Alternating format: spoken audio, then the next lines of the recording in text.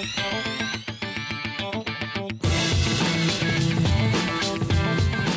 right, folks, hey, happy 4th of July. Happy 249th birthday of America, right, folks? What a great day. And look who I have here. I have none other than a Marine Corps combat veteran who served in Fallujah and Iraq, and he became a tactical medic for the U.S. Department of State, where he was awarded the Department of State's Medal of Heroism for actions during an insurgent attack on a U.S. compound. In 2016, he founded Warrior's Choice Foundation, a nonprofit organization dedicated to assisting transitioning military combat veterans and first responders through holistic wellness programs. He provides service dogs to combat veterans, which offer a pathway to healing and recovery. We are happy to have Anthony Longo and one of his beautiful, beautiful animals right here. I'm not even calling you an animal. Big boy, this is Bourbon, folks. This is Bourbon. Anthony, thank you for being here.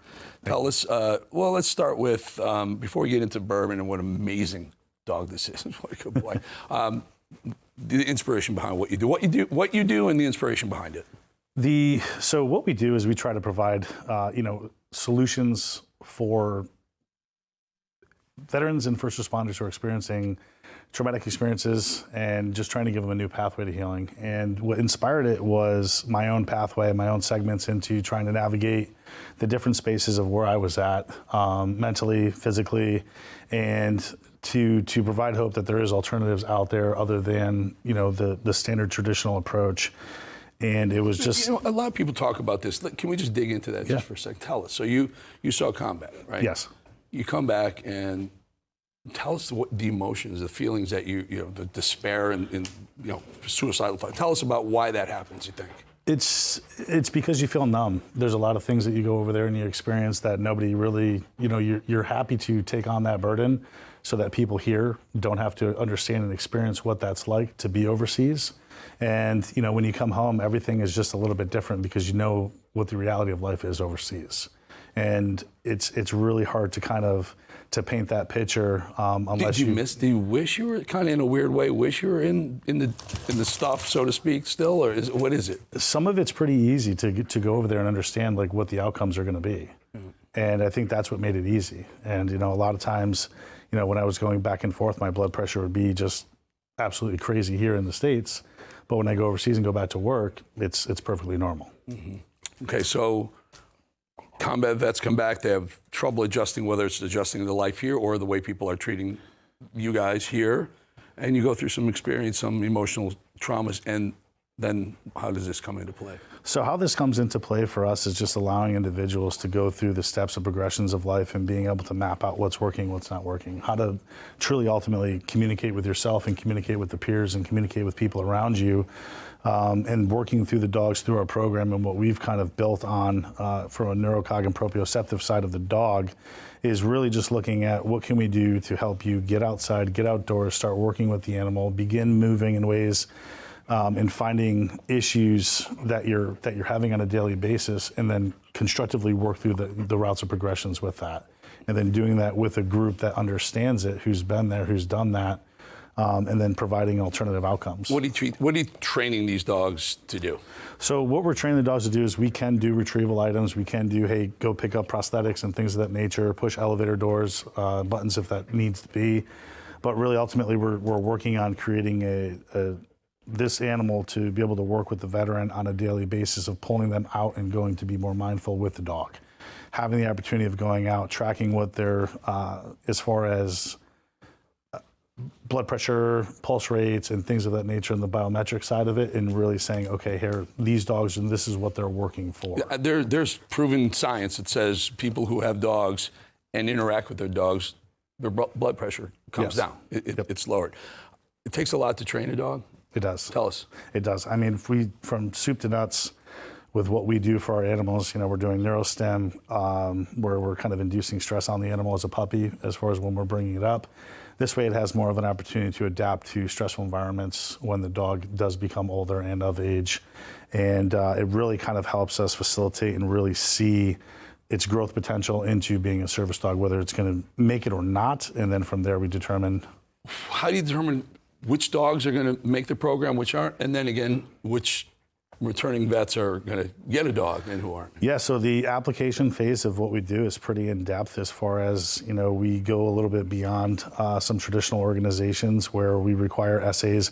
We require, you to notify your doctor so that this way we're not going to give you something else that's just going to create more havoc in your life and be more stress, be more of a financial burden on you. So we like to be able to navigate with those individuals and really understand who are you as a person, what's your family dynamics, what's actually happening in your household, so that when you're with us, you're not concerned with any of that. You're more concerned about yourself, being present and being able to work with these animals. Are you securing any of the dogs that are working, or are you military dogs? In other words, I did a story once where veterans were trying to get reunited with the dogs that they worked with overseas. Is any of that in the program? Or? We don't have any of that in the program yet. It is something that we can look at. It's just something that we're not doing right now due to the success we've had with being able to breed and pair dogs from our own under our own roof. So you guys called and said, we have a beautiful dog. Love Bourbon. Bourbon, you're beautiful. You're a beautiful boy. You also have a dog named? Trump. Trump. Yes. Trump. Yeah. Tell us about Trump. So Trump was actually one of the second dogs that we've sourced overseas to kind of combine into our program, because as you said, we do a breeding program where we're trying to find the right genetics to be able to continue to work and continue on the legacy of what this organization represents for the warfighter. And so are you breeding these dogs? We are breeding these dogs. Yeah. So you breed the best of the best. Yes. Nice. Go ahead. I'm sorry. So when Trump came in, it was just 8 weeks old. We're looking at kind of dirtying up the lines a little bit, adding in new genetics and new pedigrees, and from the very beginning, we kind of knew that he was a special one, and from there, we were able to get him up to, I think it was about a year when we were able to give him finally to a veteran who represents the MARSOC Special Operations Command up out of North Carolina, and the work that he's done collectively between those two it's been incredible. How long does it take to get a dog up to speed, ready to go? We've been very fortunate. The earliest that we could do is probably 7 months, and that's doing transitions from wheelchair to vehicle or chair to bed, and it really depends on the individual. The dog helps veterans get in and out of bed and in and out of wheelchairs. So if they need to position the dog or bracing the animal and being able to push on them to get up. These dogs are Malamute, right? Yes. Wonderful, wildly athletic dog. Yes. Very strong dog. So yes. Someone could actually kind of lean on Bourbon to help him get in and out. Yes, sir. You're a good boy. But he's like, don't lean on me. Don't lean on me. It got to cost quite a bit of money to run this operation. It does. Tell us about who's funding and how can the folks help? So a lot of the funding that we've done has just come out of our own pockets, and we're the group that we've established the organization. It's from combat vets, by combat vets, for combat vets, and we do have a pension per se as far as a disability check goes, but a lot of what our shortcomings are, whatever we can't raise through crowdsource funding, we cover the expenses just because we know it's the right thing to do. Tell us where folks can help if they want to help. So where you can help is visiting our website at www.warriorschoice.org. You can visit us on Instagram at Warriors Choice Foundation. Warriorschoice.org. Correct. www.warriorschoice.org. There it is. We're putting it on the screen right there. Awesome. Help out, folks. Help out. This is a great cause. And it not only physically help veterans returning who need the physical help, but the PTSD, has it shown signs of success with the animals? We have shown signs of success with the animals, and unfortunately last year we experienced a pretty tragic loss with one of our alumni, and it's really not the dog, but with one of the veterans who took his life. It's a horrible scourge what's going on right now. At one point, it was 22 former military people committing suicide per day. Yes. Has that subsided a bit or not? Or do we know? As far as statistics goes, I think it's a little bit more than that. It's based on what they're using as a metrics and understanding what that information is. And for us to have experienced that one, where all the resources were there and available, it really helped us kind of come back to the drawing board and say, hey, what can we do to optimize ourselves and be different and recognize these types of situations so we can try to prevent it. Mm-hmm. How long do these dogs stay with them, assuming for life? They'll stay with them as long as they continue on moving through with the program, then they're going to stay with them for life. Wow, that's amazing. No federal funding at all. I mean, it's a $7 trillion budget. We should be able to find some. I mean, if we don't take care of our veterans, folks, we shouldn't be taking care of anyone. They should be absolutely first, top of the list. And boy, what bourbon. More bourbons, please. More bourbons, please. How many dogs? So far, 46. 46 dogs you've Yes. placed, yeah? We have another 2 that are in the chute right now, and we're pretty excited about. We'll be able to launch. You got a them. long list of people waiting, hoping to get. We're around 25, I believe we have right now, waiting to get dogs. So if you're a veteran and you're having problems, they can reach out to you too. They can Same reach out. place? Yeah, absolutely. WarriorsChoice.org. Yes, sir. Anthony Longo and Bourbon. Really good having you guys. Really good. Is Bourbon yours, or is Bourbon going to get placed in Bourbon's mine. service? Yeah, Bourbon's not going anywhere. He's not going anywhere. Bourbon's not going anywhere. You're a good boy, Bourbon. Anthony, God bless you for what you do. Appreciate it. Thank you for having me. We all appreciate you. All right, folks, before we hit a break, just want to remind you about a podcast and YouTube page. Both are updated daily. You can hear the show. You can see Bourbon. You can see Anthony and Bourbon if you want online on my digital. Just subscribe at one of those spots underneath the name right there. It's always free. We put other stuff up too. Always going to be free. Also, don't forget, call us. Let us know what you think. Let us know what you think about Bourbon. Let's hear what you think about the work that Anthony Longo is doing, placing dogs like Bourbon with service members returning who have a lot of need. 888-601-0032, always toll free. Leave a message and we'll read something on air. We'll be back 2.5 minutes.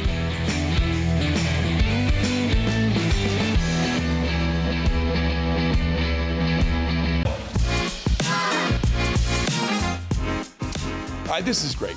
This is great. This is something we all should want to talk about. Next guest is not only a well-known country singer, legendary singer. He penned the song most every American knows, God Bless the USA, which he's singing live on Thursday for President Trump in Des Moines, Iowa at the State Fair. I'm happy to have Lee Greenwood join us. Lee, let's start with your performance this Thursday for America's 249th at the Iowa State Fairgrounds. Tell us about this and the countdown over the next year. This is fascinating. You are going to be one popular guy over the next 366 days now. I'm pretty excited to sing for the president, and I've done it an awful lot since 2016.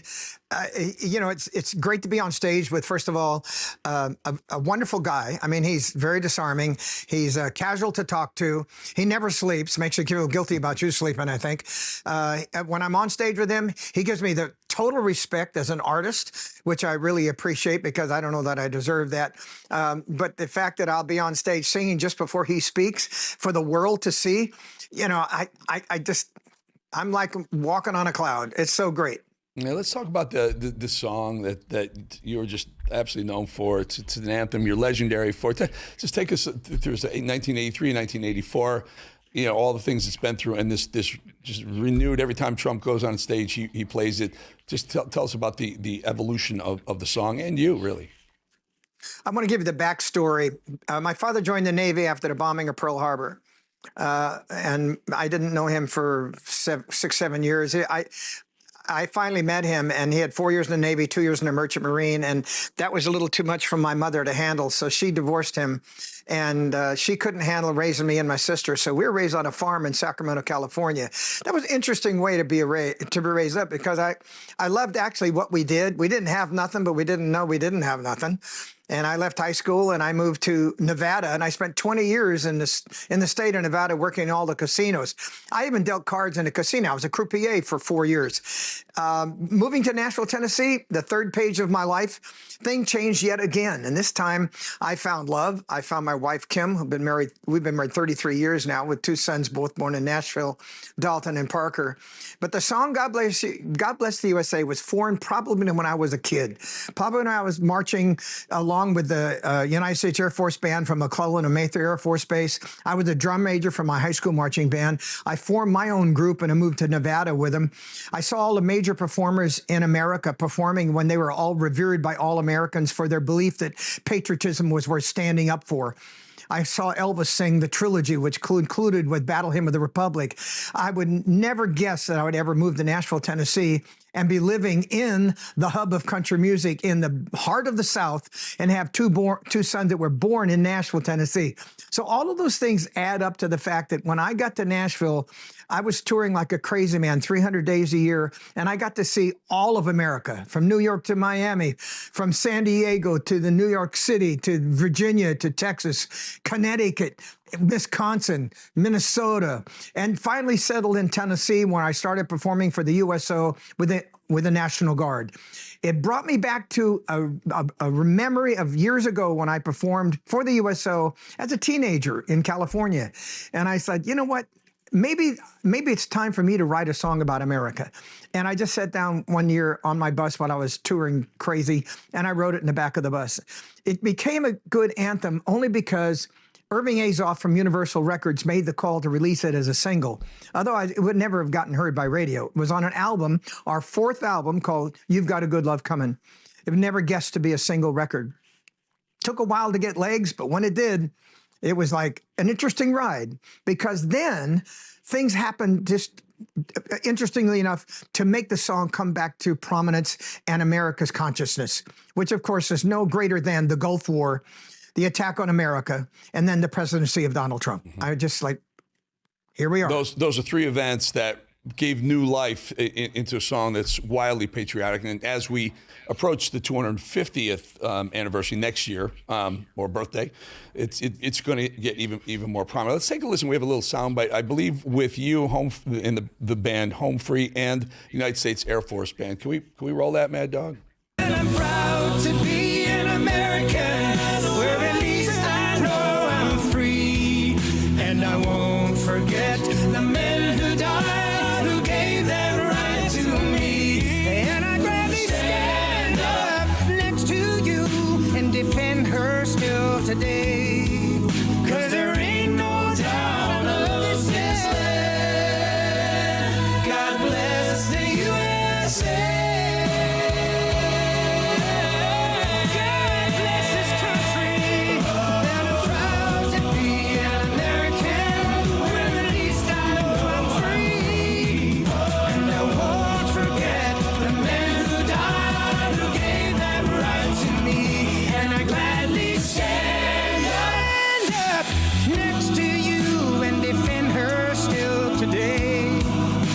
There ain't no doubt I love this land.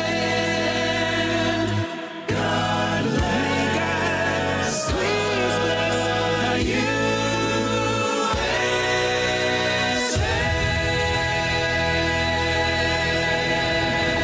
Fantastic rendition, Lee. It brings tears to my eyes every time I hear it, especially with those folks right there. Tell us a little about how that went down.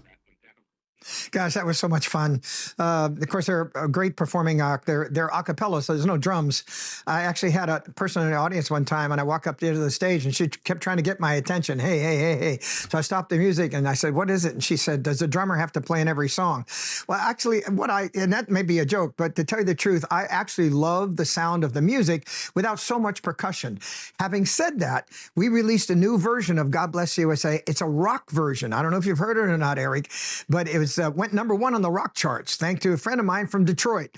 So we're all, we have several versions of God Bless USA. That friend from Detroit wasn't Kid Rock or Ted Nugent, was it by chance? Because Kid Rock is from Detroit as well. Yeah. I got a lot of friends from up there. Yeah, I would love to hear I want to hear the rock version. I'm an old school classic rock guy, and have your producer bring that up. It's pretty cool, actually. My kid's 30 and 26. But Dad, that's really cool. Haven't you heard this like your whole life? I'm sure it's. I can't wait to listen to it. We'll listen to it. We'll try and get into the show a little bit later, towards the end of the show. Maybe we'll end the show with a little bit. With your permission. With your permission. I think we need to get permission for those things before we do them. Lee, you also, I got the other day, I got sent to my house 2 beautiful things. 2 packages, 2 beautiful. They're both Bibles. Very patriotic. Tell us about both of these Bibles. They're wonderful. I'm really excited about this one. This is a brand new version of the King James Holy Bible, which is the Gospel of Jesus Christ. And it's the Patriot Edition.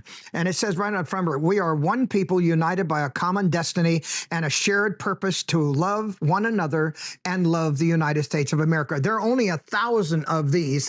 And if you don't get it today or tomorrow, they'll be gone. GodBlessTheUSA.com is where you'll find one. Or go to my website, LeeGreenwood.com. We'll send a tab so you can find this Bible. It is the King James Holy Bible with the Constitution, Declaration of Independence, Bill of Rights, and the Pledge of Allegiance, and a handwritten version of my chorus of God Bless the USA. Proud to be an American. Very, very awesome. I've got some of the other ones, and there was a Trump Bible, and there was also a Melania Bible as well, wasn't there? And a camouflage version. If you know a veteran, you want to pick up one of those, go to the website, GodBlessUSABible.com, and get one of those. I'm so excited about this new version. As you know, I'll be in Iowa tomorrow with the president, and I will sing the original version that as my track that I recorded, the same one I sang at the RNC. Yeah, Lee, are you still touring? Are you touring aside from doing the things with the 250? Absolutely. Tell us very quickly about that. Yeah. Yeah, we'll do about 100 days this year. Wow. My agency, AEC in Nashville, give them a little plug, have done really good for me to do that. And my wife and I will tour together a lot while we're on the road, and our boys are now out of college. So that gives me a little bit of reason to get back on the road. Love it, Lee. Really, really, you're one of the most patriotic people I know. President Trump loves you. We love you. Lee Greenwood, everybody. Appreciate your time, my friend, and happy 4th of July. Awesome. Happy Independence Day. All right. Independence Day. That's the way to say it. I said it wrong. I stand corrected. Happy Independence. United States, American Independence Day. Damn it. Exactly. Thank you. We Exactly. appreciate your time. All right, my friend.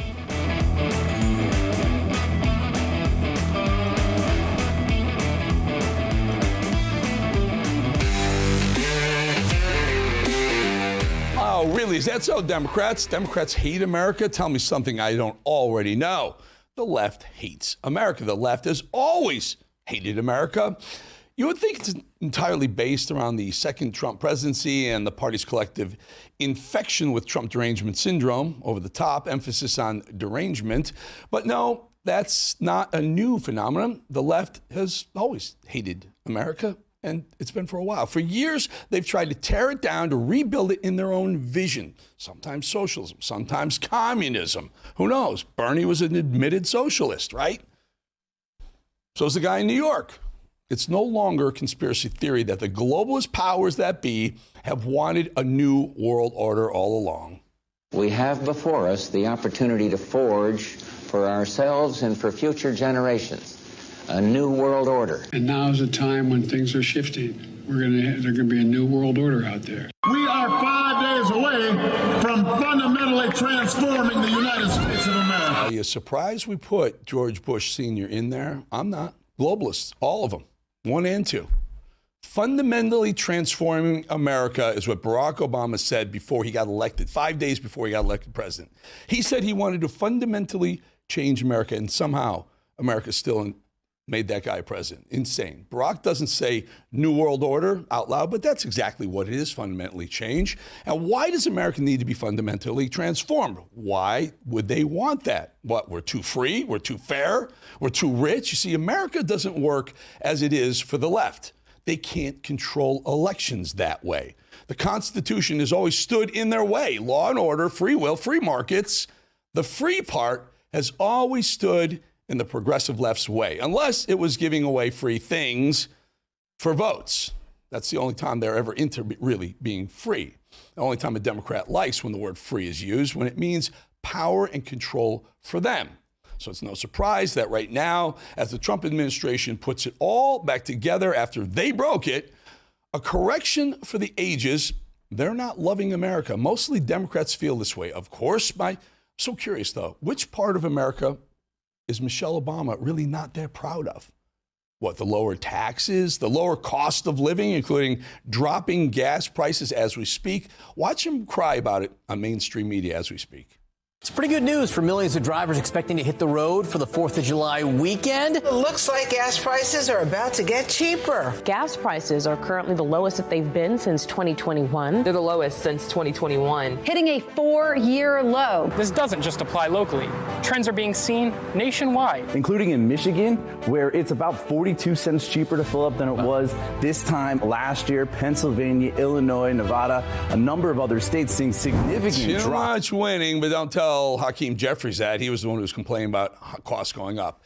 But he was wrong. Lower inflation, which means those 4th of July cookouts will cost less, of course. Or is it the rightful deportation of millions who are in this country illegally, sucking our resources dry? Or is it the end of men in women's sports and the end of men taking women's dreams away from them after years of training and working hard? Or is it perhaps the end of transgender surgeries and mutilating our children because they want to against the parents' will and destroying those young children's futures? By the way, I'm old enough to remember when they insisted that it wasn't really happening. But now they're saying that the thing that supposedly wasn't really happening is no longer going to be happening. You see how it works with them?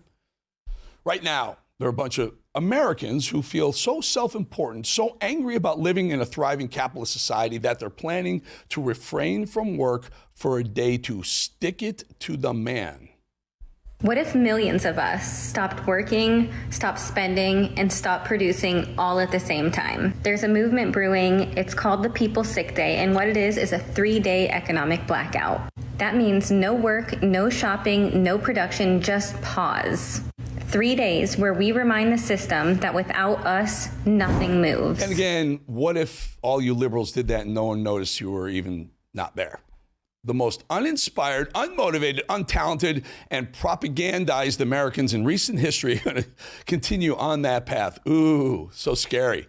Hate to break it to you, lady. You're not working or consuming for 3 days will be felt by this many people. Absolutely zero. No one. That's like a Tuesday for a liberal. Good luck with that. And enough of the capitalism is making people starve stuff. Are you kidding me? It's the exact opposite. This is the most... Have you looked at the street lately? Have you just gone outside and looked? This is the most obese country in the world right now. Have you seen what capitalism gives broke people in this country?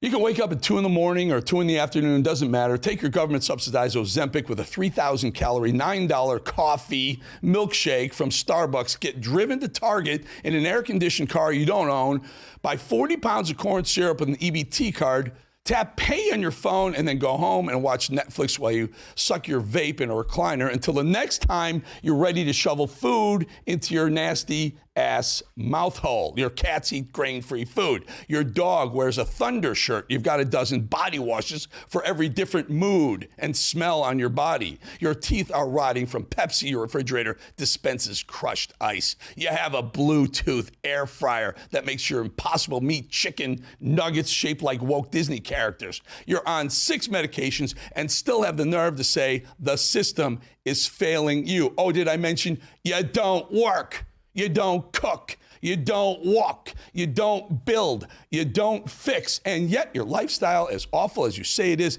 still propped up by diesel engines, shipping containers, water treatment plants, and 1,000 invisible laborers you'll never meet. Capitalism isn't making you starve, it's keeping you alive in spite of yourself.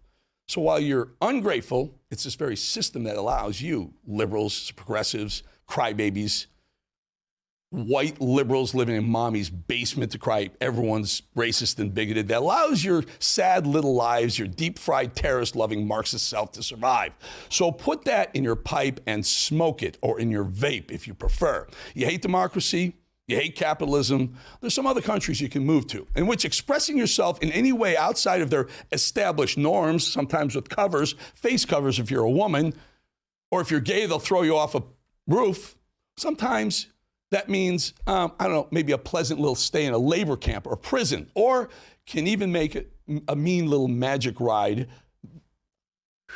thrown off a building. Here's the message to you, all you complainers. On our day of independence, the door's right there.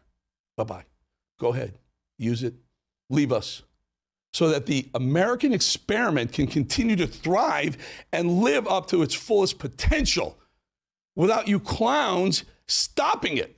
Stop sucking us dry. Stop complaining about being one of the luckiest people in the entire world for having the opportunity to live in the greatest country on earth. And to the rest of you who love this country, us, and appreciate its glory, Gulf of America, happy 4th of July to you, and be safe out there. Let's enjoy the golden age ahead.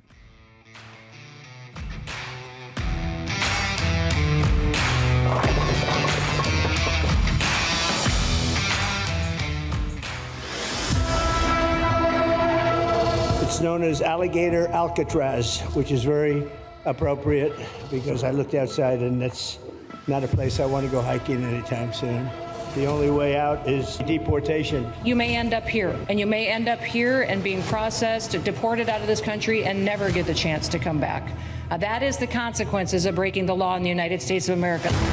This facility will house some of the most menacing migrants, some of the most vicious people on the planet. They don't belong here, and they shouldn't be walking the streets with their children, and they shouldn't be living in the communities with their families. You could have illegals in Florida. Biden would just release them.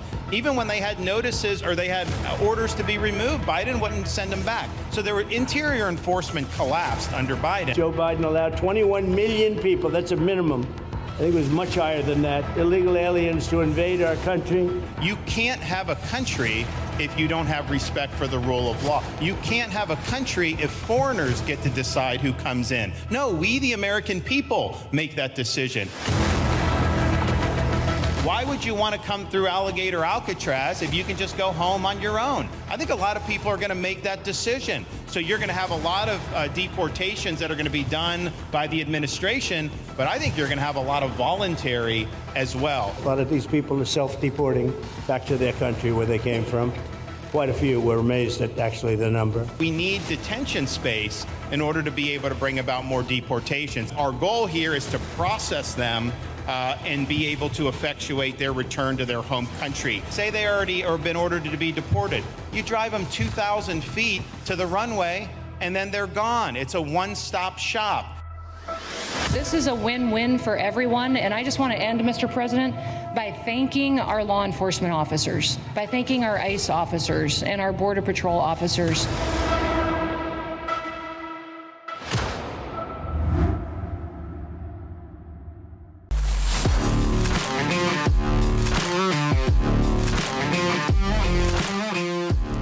You gotta love that. What a great graphic these guys put together. Alligator Alcatraz. Speaking of that, President Trump has no time for any mention of Gavin Newsom, as he would say, during his visit to Alligator Alcatraz this week. Listen to what he had to say about the California governor.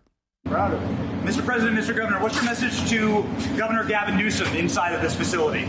Well, the first thing you should do is come here and learn something, because they don't do this. They don't know. They wouldn't know where to begin, and if they did, it would cost them 100 times more. So I would say he should call the governor and Christie, and I'm sure you'd give him because his state is a disaster, and he doesn't do this. It really is. It's amazing the difference between California and New York, frankly, and states like Florida who are doing things the right way, this state, and Texas. Adam Kinzinger, remember him? Crybaby Adam Kinzinger still keeps himself up at night with thoughts about Ukraine. It's 2025, and this moron is still pushing for more of our taxpayer dollars to go into Ukraine's bottomless piggy bank. Listen to this latest request. Okay, so here's a quick idea for those, moderate Republicans in the House that are ultimately going to end up voting for this bill. Since obviously it's like giveaway day, Murkowski got whatever she wanted. Here's an idea for you. They're spending like $150 billion on ICE. How about as part of your vote, you ask for $20 billion for Ukraine, $15 billion for Ukraine, $10 billion. How about you get some Ukraine money in there for your vote? Because it's giveaway day, so withhold your vote until they put in Ukraine money.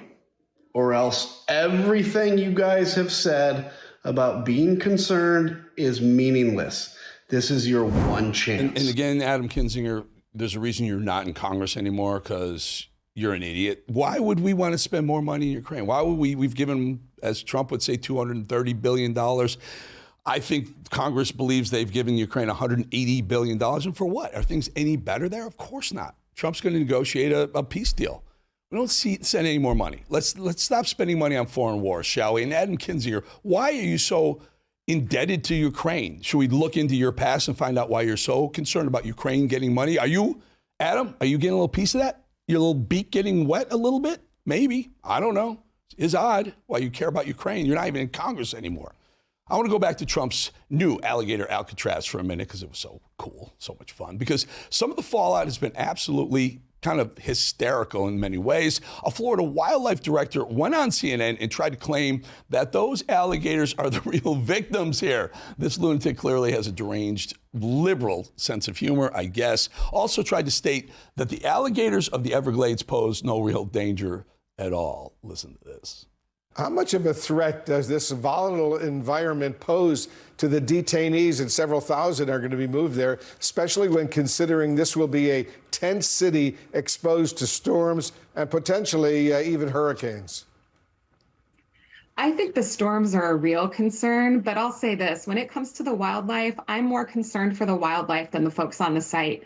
I've actually waded in the wetlands not far from that site myself, waist deep in the water, no problem, wasn't attacked by alligators. You know, the idea that these are vicious animals out to attack people is rather absurd, and I think it detracts from the important message, which is that this doesn't belong here. Floridians don't want it here, and it's wasteful and an incredible risk to our ecological resources. All right. Mad Dog, are you on the mic? Yes, sir. You were filming us this week at Alligator Alcatraz. Did you see, I don't know, I'm going to say 5 big gators circling the water behind me when we were doing that shoot? There was a bunch in the background. Let me tell you something. Those bad boys, if I stepped into that would have bit me. They were sitting there eating fish. To think that there's not a risk of those, no illegal's going to run away from that. They wouldn't survive it. These guys are idiots. And no, gators aren't a victim, idiot. And most Floridians have voted for Trump already. So these people are nuts. Tampon Tim Walz, well, his daughter dropped a fierce rant online about Alligator Alcatraz. Take a listen to what she had to say. Alligator Alcatraz? Are we serious right now? These people are literally supervillains. But they're not very good at it. They're just cruel. Because what the Alligator Alcatraz? Are you kidding me? I don't even know what to say. I'm like trying to process. What the That's like literally all I have to say. What the actual If this doesn't tell you these people are losers, nothing else will. Legitimately. Who does to people? I don't care if you don't like someone. Who does that to people? Like at this point, they're just like making up the cruelest ways they can torture people they don't like because of their skin color, where they're from. Wake the up, America. Seriously. We're supposed to be celebrating the 4th of July and we have Alligator Alcatraz. All right. Well, that was Tim Walz's daughter, Hope, and we'll call her Hopeless Walz for being a hopeless liberal lunatic. Mad Dog, do you have that stinger again with the alligator? Just this for Hopeless Walz. Just let her see this just one more time. That's for you, Hope Walz. Hey, go ahead, check it out. Go pet that one, Hope. Maybe Daddy wants to pet it too. Must be very hard for the anti-Trumpers over at CNN to produce their weekly segment on Trump's incredible approval rating. It's going up and up and up. The president's approval rating continues to climb as he delivers on campaign promises after campaign promise. Take a listen to a clip from CNN's latest segment on Trump's historic approval ratings. It must be difficult for them to hear this. I mean, every politician would like this number here, especially to see it go up. How about compared to other presidents who were Republicans? Yeah, it's history making. It's history making. What are we talking about here? So why don't we look back? We have all the presidents, Republican presidents, going back over the last 35, 36, 37 years. What are we talking about? GOP, who strongly approved 5 months in. Look at this. George H.W. Bush, Bush 41, 46%. Bush 43, 59. You see Trump, the first term, 53. But look at this. 63%. He beats all the other Republicans on the board here. And I was looking even back since Reagan. And get this, Donald Trump beats Ronald Reagan when it comes to the strongly approved 5 months. And of course, Reagan was coming off that high after that assassination attempt. So the bottom line is Donald Trump is making history with the Republican base. He is more beloved by this Republican base than any Republican base loved any GOP president 5 months in. It is history making. Must be hard. That guy's going to be looking for a job pretty soon. Like, can't you find some other statistics that make Trump look bad, not the best in modern history? Well, get this. We finally have some good news to bring you from one of our nation's college campuses. Believe it or not, Education Secretary Linda McMahon just announced this week that Penn State University, very good school, is revoking Leah Thomas's swimming records and will be issuing a personal written apology to every young woman who was forced to compete athletically against a biological male. And Leah Thomas, listen. The university will be sending a personal apology to every female athlete who was forced to compete against a man.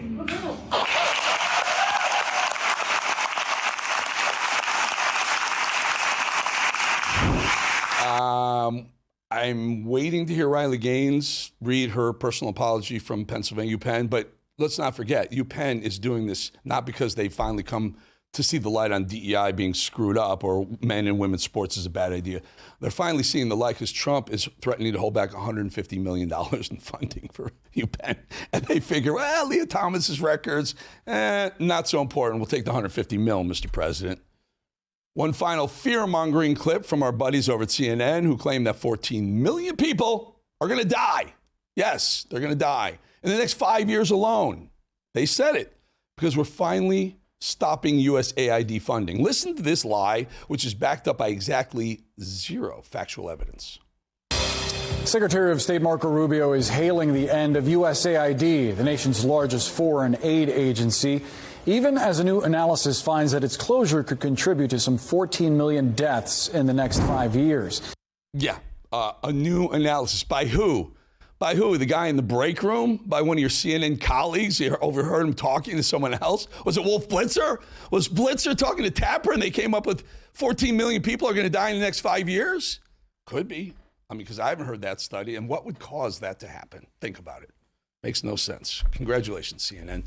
Before we head to break, just want to remind you about my podcast YouTube page, updated daily. You can see any of these segments here, a bunch of other stuff too, including all our stuff from Alligator Alcatraz. Got some great video there as well, and Diddy trial and Diddy's convictions and all that stuff over there. Hit subscribe on any one of those spots right there, always free. Also, give us a call. We're going to do some voicemails next. Give us a call. Let us know what you think of anything, whatever topic you want to talk about. 888-601-0032, 888-601-0032. Always toll free, always free.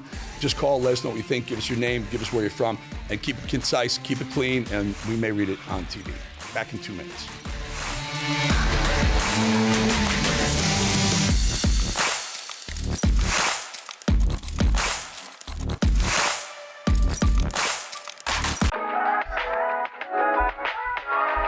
All right, let's have a little fun with the voicemails. You never disappoint. Listen to all these folks. Okay, Ben, we have a few. What do we got? Let's start off. What's the first one? We have Andy from Cali. He's MAGA all the way. That's it. Hey, Eric. Love your show. This is Andy from California. And I just want to say, man, just keep up the good work and let's get this country turned around because it's going to hell in a handbasket. But we need to turn the train around and get it on the right tracks and just keep up the good work, brother. And I'm with you. I'm MAGA all the way. Yeah, MAGA. And good news is California MAGA. That's great news. Who watches Rav all the way in California? The other day we had Hawaii. We're all over the country, folks. Nationwide, as they say. All right, what else you got there, Ben? We have Sally from Washington. She is upset about the quarter thing we mentioned the other day. Oh, okay. Mr. Bolling, hello again. This is Sally from Auburn, Washington. You just showed the quarter with George Washington facing "In God We Trust" and then with his back to it. The one with his back to it looks like Joe Biden's profile. And just saying, how disgusting. Thank you for sharing. Love your show. All right, so Ben, let's pull that. I want to do it because I want to pull that up again. A lot of people called in about exactly this. So for the entirety of the U.S. Mint, the U.S. quarter looked like the picture on the left where George Washington is facing left if you're holding it and facing "In God We Trust" right under the chin. And somehow, and this really kind of flew under the radar, caught me by surprise. I didn't hear about this. Did you know about this in 2022 under Joe Biden? They flipped it so that it's a different portrait of Washington, but they flipped it so he's facing away from "In God We Trust." True. I went on Snopes, which is a left-leaning, conservative-hating fact-checking group, and they agree. That's exactly what happened there. Somehow in 2022, right under the radar, turn away from God, but it certainly is a metaphor for the Democrats, isn't it? Benny, what do we got? We have Kim from Washington. She's mad about EBT fraud. Good one. Hi, this is Kim from Washington State. I see this happening every day. We have illegals that live here or foreigners that come from other countries. They take their EBT money and they turn around and send it to their home country. So our tax-paying money is being funded into their EBTs and sent out to other countries. Have a good day. Yeah, there's so much there is so much waste, fraud, and abuse in the EBT system, the food stamp system, that I actually called Robert F. Kennedy and talked to him about closing some loopholes. Yeah, sending money to out off country, offshore for family members should never happen. Absolutely, she's right. But also, what about making EBT just for staples? What about making it just for bread, for meat, for produce, and not Pepsi and Coke and chips and all the other things that people buy?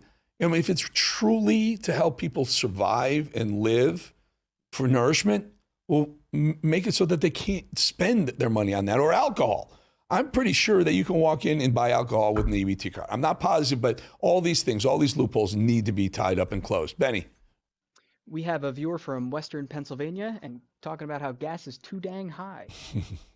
Hi, Eric. I'm calling from Western Pennsylvania, and I heard the guy talking, I think his name was Jim, about the gas prices so high here, and I agree with him 100%. I saw them at Sam's Club for $3.19 one day, and I went on, what can we do about that gouging act that you were talking about? Can you elaborate on that a little bit? Thank you. Great show. Bye-bye. Well, thank you. Great question. And again, there are anti-gouging laws that are in effect, and what you can do is take note of, let's say a gas station on the corner is 80, 70, 80, 90 cents higher than the prevailing price around the country, around your neighborhood, because every town is different, every state is different with taxes. But if it's too high, send it into just go to .gov and look for the area. There's anti-gouging areas where you can send in and call out a location. They may get a phone call. Better to walk in and say to the guy behind the counter, probably doesn't own the place, tell the boss, tell the owner that this is BS, what you're doing over here. Look at across the street, look at down the street, you're 50, 60 cents higher. I'm going to report you. Tell them. So I'm going to report them. They'll get it back to the boss. They'll know. And those types of things, and tell other people too. I was on a corner in Boca Raton, Florida, which is one of the most expensive places in the state of Florida. And there was a gas price that was 80 cents higher than across the street and down the block. And I walked in and I said, I'm going to report you. And it really ticked me off, because when I went back to my car, I didn't even notice the price when I started pumping, and then it stopped at like $5. I'm not doing this. And there's a lady there, a lady with kids in her car. And when I pointed out to her there was 80 cents, and she was almost in tears. And it really hit me. Like, they're hurting people by doing this. Walk in and say your piece to them. And if they give you a hard time, just report them. Benny, we have any more?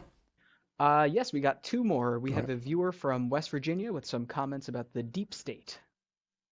Mr. Bolling, this is North Carolina. It's a West Virginia boy, coal miner.